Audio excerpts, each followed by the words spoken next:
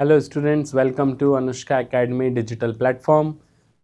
चलिए शुरू करते हैं आज की करंट अफेयर्स की क्लास, जिसमें हम लोग कवर करेंगे 8th एंड 9th दिसंबर के इम्पॉर्टेंट करंट अफेयर्स। तो रेडी हो जाइए अपने कॉपी और पेन लेकर। आज की क्लास का सबसे पहला टॉपिक जो हम डिस्कस करने जा रहे हैं वो टॉपिक है the conflict between Guyana and Venezuela. Right, तो क्या है गयाना और वेनेजुएला का कॉन्फ्लिक्ट, क्या देश हैं ये दोनों और इसके बीच का कॉन्फ्लिक्ट क्या है। देखिए, for all the various reasons Venezuela एक ऐसा देश है जो अभी कई कारणों से विश्व के पटल पर बहुत ज़्यादा चर्चा में है। ये देश साउथ अमेरिका के ये दोनों देश हैं, साउथ अमेरिकन कॉन्टिनेंट के ये दोनों देश हैं, गयाना और वेनेजुएला। मैं आगे इसको आपको मैप बेस से समझाऊंगा भाई क्या है गयाना और वेनेजुएला, कहाँ लोकेटेड है, क्या इनकी दिक्कत है, क्या प्रॉब्लम है, ये हम देखेंगे। लेकिन वेनेजुएला लाइमलाइट में क्यों है? बिकॉज वेनेजुएला एक ऐसी कंट्री है जिसके पास वर्ल्ड का 60% से ज़्यादा ऑयल वेनेजुएला के पास है। गोल्ड रिजर्व्स की बात करें, डायमंड रिजर्व्स की बात करें, प्लेटिनम रिजर्व्स की बात करें, ऑयल रिजर्व्स की बात करें, तो Venezuela is leading country in all the its production. और इसी वजह से इसके पास जो रिजर्व्स हैं इसके ऊपर वर्ल्ड के मेजर कंट्रीज़ की नज़र है, जैसे चाइना, अमेरिका, रशिया, इनकी नज़र है। तो अगर यहाँ का देश अस्थिर होता है या ये देश अस्थिर होता है तो वर्ल्ड पॉलिटिक्स में इसका बहुत फ़ायदा मिलता है। तो इसीलिए अभी हाल ही में एक आप कह सकते हैं कि एक रेफरेंडम वेनेजुएला ने पास किया था, जिसकी वजह से गयाना, जो उसी के साथ एडजॉइनिंग बाउंड्री है, जैसे इंडिया पाकिस्तान है वैसे गयाना वेनेजुएला में भी एक प्रॉब्लम शुरू हो गई है, कॉन्फ्लिक्ट शुरू हो गया है। तो क्या है ये? Guyana and Venezuela are a conflict over the resource rich, ध्यान दीजिएगा, the word is resource rich Essequibo region. क्या है ये एसिकीबो रीजन, क्या है इसको देखेंगे। तो एसिकीबो रीजन के ऊपर ये लड़ाई है कि एसिकीबो रीजन गयाना कहता है हमारा है हिस्टोरिकली, और वेनेजुएला कहता है ये हमारा रीजन है। तो ये दोनों कंट्रीज एसिकीबो रीजन के लिए लड़ा रहे हैं। एसिकीबो रीजन जो है ये आगे चलकर हम देखेंगे कि ये एक रिवर का भी नाम है।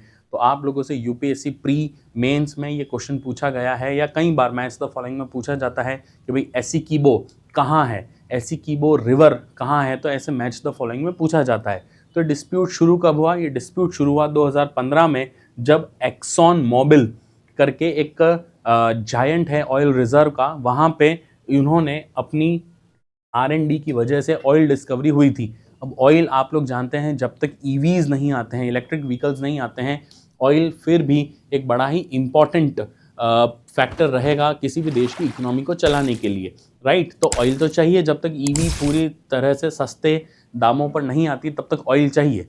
तो गयाना और वेनेजुएला को जब ये पता चला कि एसिकीबो रीजन के अंदर बहुत ज़्यादा ऑयल है, ऑयल फील्ड्स हैं, तब ये दोनों रीजन उस टेरिटरी को लेकर लड़ाई के ऊपर शुरू हो गए हैं। तो जियोग्राफी का इंटरनेशनल रिलेशन में कॉन्फ्लिक्ट्स का भी एक बहुत बड़ा लॉजिक है। तो इसी वजह से 2015 में ऑयल डिस्कवरी के बाद अभी हाल ही में वेनेजुएला ने एक रेफरेंडम के जरिए एसिकीबो रीजन को अपना एक नया डिस्ट्रिक्ट घोषित कर दिया है, एक नया प्रोविंस घोषित कर दिया है, जिसकी वजह से ये लड़ाई और ज़्यादा हाईलाइट हो गई है। क्या है एसिकीबो रीजन?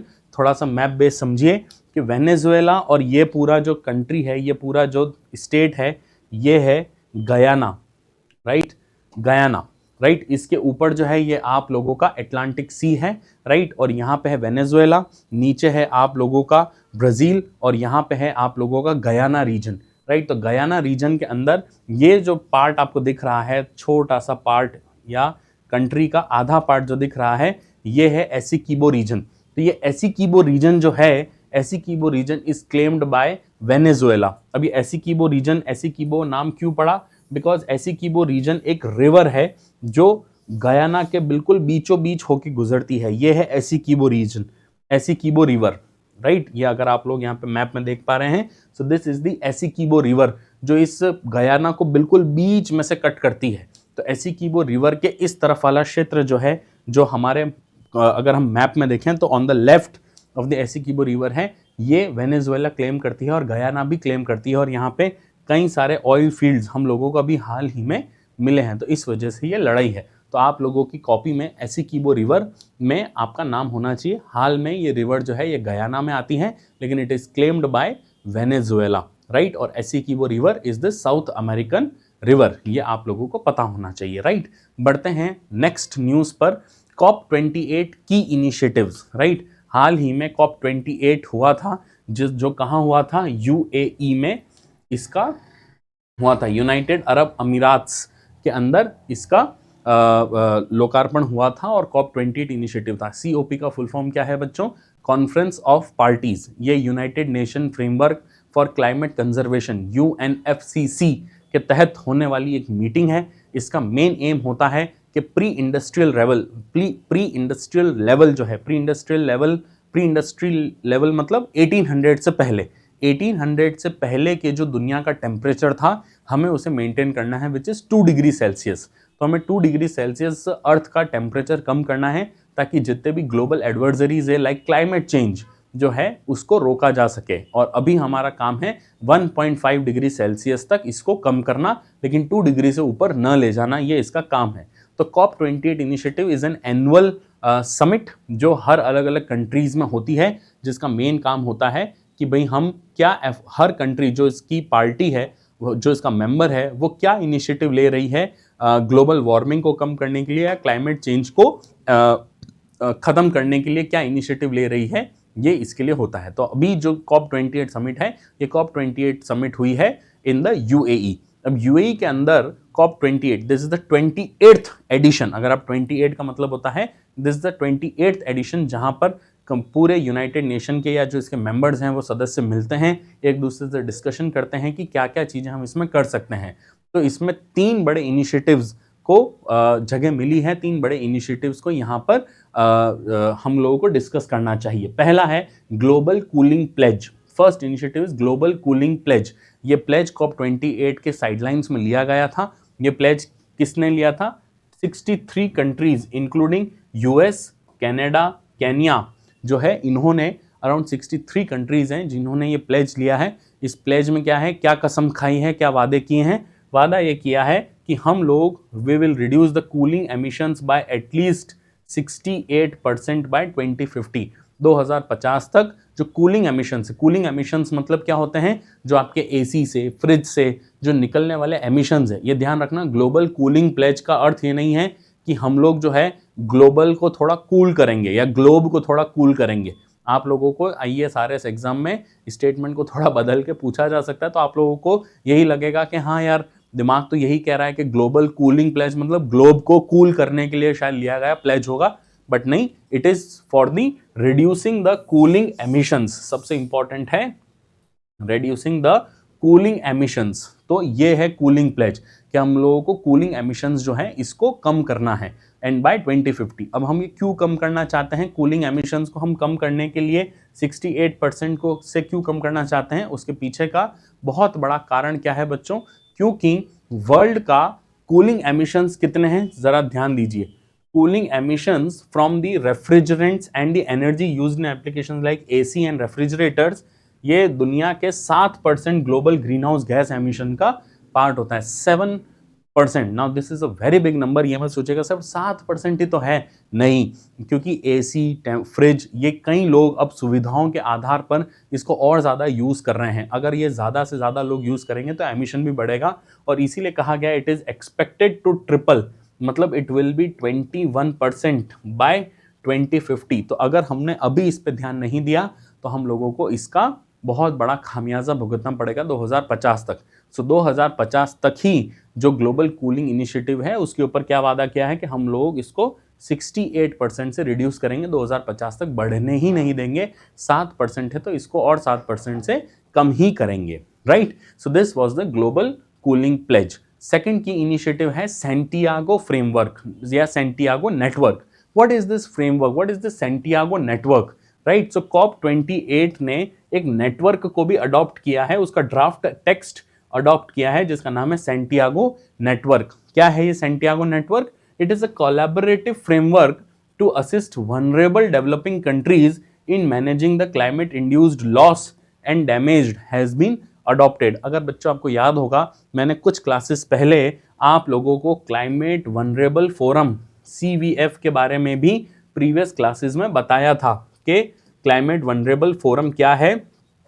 तो आप लोग को अगर वो कंसेप्ट जानना है तो हमारी पुरानी क्लास को देखिए, वहाँ पे मैंने CVF के बारे में डिटेल में बताया है कि क्लाइमेट वनरेबल फोरम क्या होता है। इस फोरम के तहत मालदीव्स के जो प्रीवियस प्रेसिडेंट थे, एक्स प्रेसिडेंट थे, उन्होंने इंडिया से ये रिक्वेस्ट की थी कि इंडिया जो है, because India is a leader of global South, तो India should invest more in the developing countries regarding the sustainable development और द सस्टेनेबल एनर्जी को प्रमोट करने के लिए इंडिया को कदम उठाने चाहिए। तो CVF का जिक्र वहां आया था और इसी वजह से सेंटियागो नेटवर्क और CVF का एक छोटा सा रिश्ता यहाँ पे बताया गया है, क्योंकि दोनों का ऑब्जेक्टिव सेम है। सेंटियागो नेटवर्क का भी एजेंडा क्या है कि जितने भी डेवलपिंग कंट्रीज हैं, उन डेवलपिंग कंट्रीज को क्लाइमेट लॉस को मैनेज करने के लिए उनको सपोर्ट किया जाए, असिस्ट किया जाए, चाहे इकोनॉमिकली, चाहे सोशली, चाहे मैथडोलॉजिकली उनको सपोर्ट किया जाए। ये है सेंटियागो फ्रेमवर्क। अब सेंटियागो नेटवर्क, राइट, तो सेंटियागो नेटवर्क सबसे पहले आया कब था? सबसे important question. Santiago network was established at the COP25 in Madrid. आज से 3 साल पहले, ध्यान दीजिएगा, आज से 3 साल पहले जब मैड्रिड स्पेन में, जब ये कॉप समिट हुई थी, COP25 समिट हुई थी स्पेन के अंदर मैड्रिड में, जब ये समिट हुई थी, तब वहां पे इस वार्सो इंटरनेशनल मैकेनिज्म विम के तहत, WIM के तहत, वार्सो इंटरनेशनल मैकेनिज्म के तहत इस फ्रेमवर्क को बनाने की बात हुई थी, इस नेटवर्क को एस्टैब्लिश करने की बात हुई थी, जिसे COP28 में अडॉप्ट किया गया। तो क्वेश्चन हमेशा आज का नहीं पूछते हैं, हमेशा पिछले वाले का पूछते हैं कि आप कितना बेटर लिंक कर पाते हैं। तो ये भी एक बड़ी इंपॉर्टेंट बात है, राइट। सो वार्सो इंटरनेशनल मैकेनिज्म के तहत हमारा ये नेटवर्क बनाया गया था। इसका ऑब्जेक्टिव क्या है? It's objective is to connect, ध्यान से रखिएगा, अगर आप लोगों को थोड़ा सा फास्ट लग रहा है तो आप वीडियो को यहाँ पे पॉज करके इसको आप नोट कर सकते हैं। क्या है? It's to connect vulnerable developing countries with technical assistance, knowledge and resources. Resources के अंदर फाइनेंशियल रिसोर्सेज इसका मेजर पार्ट है। सबसे इंपॉर्टेंट चीज ये है, राइट, कि हम लोग, it's a network, it's objective is to connect the vulnerable developing countries. Again मेरा जो पुराना लेक्चर है जो CVF के बारे में बताता है, क्लाइमेट वनरेबल फोरम, वहां पे भी यही बात की गई है कि जितने भी वनरेबल डेवलपिंग कंट्रीज हैं, यहां पे भी वर्ड यूज हुआ है वनरेबल डेवलपिंग कंट्रीज, तो जितने भी वनरेबल डेवलपिंग कंट्रीज हैं उसको हम असिस्ट करें फाइनेंशियली, वहां पर ज्यादा से ज्यादा हम लोग रिन्यूएबल एनर्जी प्रोजेक्ट्स को वहां पे लॉन्च करें। और इसीलिए सेंटियागो नेटवर्क जो है वो भी इसी के लिए काम करता है, so that these resources will address the climate risk such as rising sea level, melting glaciers, storms and floods। क्योंकि डेवलपिंग कंट्रीज के पास financially they are very poor, they are not as vibrant, as sound as India, China, USA, Italy, Brazil, इनकी तरह vibrant नहीं है। तो developing countries जो हैं, जो आइलैंड कंट्रीज हैं, इनको बहुत ज़्यादा हेल्प मिलेगी, right. Now what is the third key initiative जो COP28 में लिया गया था? This initiative is taken by the credit of this initiative goes to our Prime Minister Modi, right? So PM Modi have introduced this green credit initiative, है ना। green credit initiative क्या है? green credit initiative was launched on the sidelines of another key project of Prime Minister Modi which is known as life। life का मतलब है lifestyle for environment। as you all know my dear kids, that हमारे India का जो societal belief है और हमारी जो वैल्यूज़ हैं, कल्चर है, वो हमेशा कंजर्वेशन के ऊपर ध्यान देती है, राइट। ऐसा नहीं है हम कोई भी चीज़ फेंकते नहीं हैं।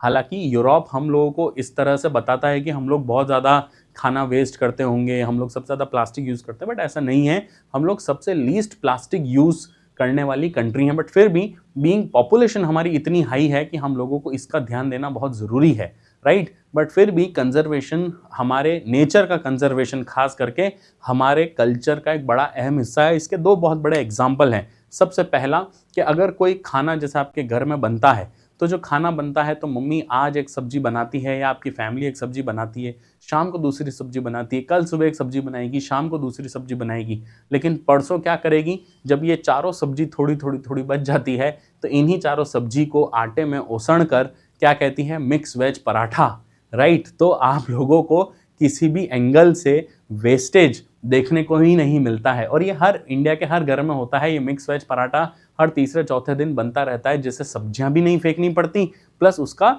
यूटिलाइजेशन भी होता है और हमको लगता है यार क्या शानदार खाना बनाया है। और दूसरा बहुत बड़ा एग्जाम्पल है बैग्स, जूट बैग्स, थैले या थैलियाँ जो प्लास्टिक पॉलीथीन है या जूट के बैग्स हैं जो हमारे कल्चर का हिस्सा है। हम कभी भी कहीं भी बाहर जाते हैं तो हम लोग प्लास्टिक को, अगर प्लास्टिक के कैरी बैग्स हम लेके आते हैं तो हम उसे फेंकते नहीं हैं, हम उसे वापस संजो कर अवेयर कर कहाँ रख देते हैं, किचन में ही रख देते हैं। एक बड़ी सी थैली में भर के रखेंगे ताकि कल को कुछ भी सामान देना हुआ तो उसमें उसमें डाल के आपको दे देंगे। बट सबसे इम्पॉर्टेंट बात क्या है कि जब हम इन्हीं सब प्लास्टिक की थैलियों को हम लोग नाली में फेंकते हैं, हम लोग किसी गटर में फेंकते हैं, so all these plastic, we are creating plastic pollution. तो ये जो प्लास्टिक पॉल्यूशन है, ये जो प्लास्टिक प्रदूषण है, ये सारा कहाँ होता है? ओशंस के अंदर जाता है। और ओशन के अंदर these plastics when disintegrate then it becomes the microplastics.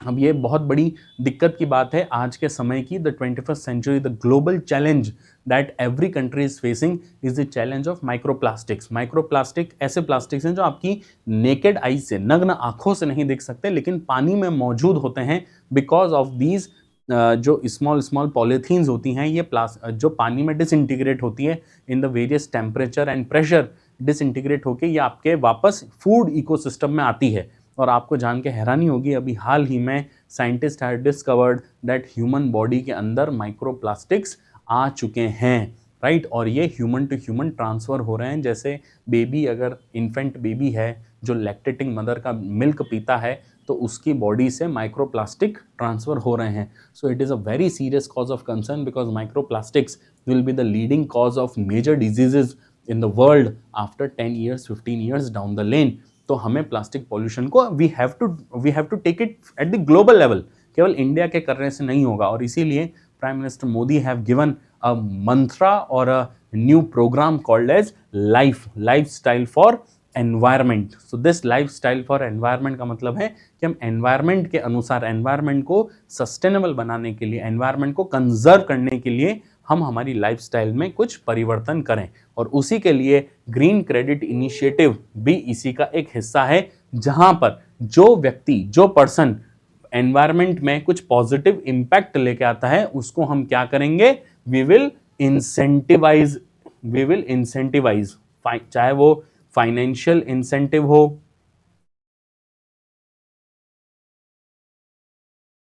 चाहे वो फाइनेंशियल इंसेंटिव हो इन टर्म्स ऑफ टैक्स, उसको टैक्स में कुछ छूट मिल सकती है। उसको कहीं पे भी, कई कॉलेज एंड स्कूल्स में जाते हैं तो उसको वहाँ के कुछ क्रेडिट प्रोग्राम्स हो सकते हैं जहाँ पे उसको एडमिशन लेने में फ़ायदा मिले। सो ग्रीन क्रेडिट इनिशिएटिव और ग्रीन क्रेडिट प्रोग्राम इसी के तर्ज पे बनाया गया है। सो प्राइम मिनिस्टर मोदी इन चीज़ों को बहुत ज़्यादा पुश कर रहे हैं और ये बहुत अच्छी बात है कि भाई जहाँ पे हम लोग पर्यावरण के लिए जीवन शैली इस मिशन के तहत काम कर रहे हैं, तो ये अपने आप में एक बहुत बड़ा अच्छा इनिशिएटिव है जिससे लोग प्रेरित होंगे कि हाँ, हमें अगर इंसेंटिवाइज मिलता है। अभी क्या है कि किसी को थैली बचाने का कोई इंसेंटिव नहीं मिलता है, तो थैली से अगर कोई चीज़ लेके भी आए, थैली जेब में रखे बिना हम लोग उसे क्या करते हैं, नाली में फेंकना ज़्यादा प्रेफर करते हैं, रोड की साइड में फेंक देते हैं, which again we are creating a pollution in one way और the another, right. So green credit programme भी इसका एक बहुत अच्छा इनिशिएटिव है। This was the third key initiative at COP28 UAE, right. आगे बढ़ते हैं आज की नेक्स्ट न्यूज़ पे। आज की नेक्स्ट न्यूज़ जो है वो है अर्मेनिया और अज़रबैजान कॉन्फ्लिक्ट। ये आज की लास्ट न्यूज़ है। अर्मेनिया एंड अज़रबैजान कॉन्फ्लिक्ट क्या है? देखिए, another conflict and another problem regarding the resourceful region. क्या है अर्मेनिया और Azerbaijan? These are the two nations of the West Asia. West Asia के दो नेशंस हैं, राइट, जो एक दूसरे से लड़ा रहे हैं regarding this Nagorno Karabakh region. ये जो रेड कलर में आपको दिख रहा है ये है नागोर्नो कराबाख रीजन, इसके लिए लड़ा रहे हैं। नागोर्नो कराबाख रीजन जो है अजरबैजान कहता है ये हमारा है और अर्मेनिया कहता है ये हमारा है। लेकिन हमारे लिए क्या इंपॉर्टेंट है? हमारे लिए नहीं, ये दोनों हमारे लिए नहीं है, हमारे लिए इसकी जियोग्राफी इंपॉर्टेंट है।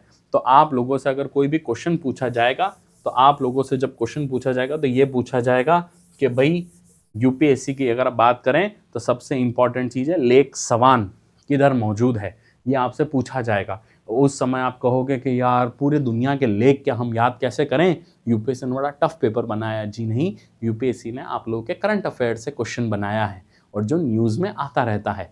So Lake Sevan is a region present in Armenia, right, Lake Sevan. अब अगर आपसे ये भी पूछ सकते हैं कि अगर आप यहाँ पे अर्मेनिया का अगर आप देख रहे हैं तो अर्मेनिया जो रीजन है ये किन किन कंट्रीज के साथ अपनी बॉर्डर शेयर करती है।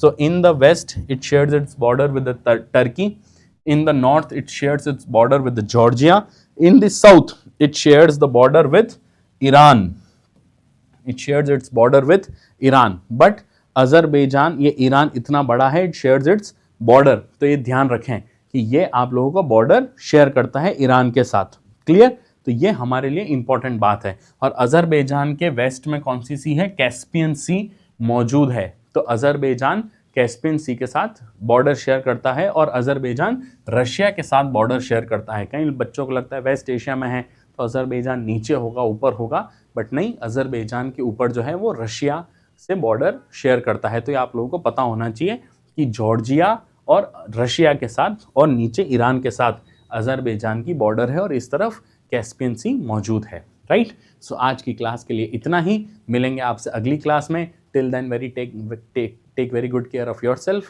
I'll see you in the next class. Till then, take care. Goodbye. Tata.